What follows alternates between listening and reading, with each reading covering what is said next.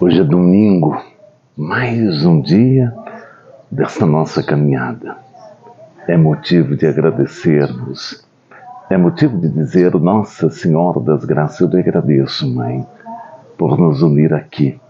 Eu lhe agradeço por passar à nossa frente, por conduzir a nossa caminhada. Mãe querida Nossa Senhora das Graças, estejais conosco neste domingo. Passe à nossa frente, conduza a nossa caminhada. Estejais no coração deste meu irmão, desta minha irmã. Estejais no coração daqueles que mais precisam, daqueles que estão passando por percalços, por desafios no dia de hoje. Nossa Senhora das Graças, abençoai nossa Mãe, o nosso domingo. E que sua presença seja constante em nossos corações. Amém.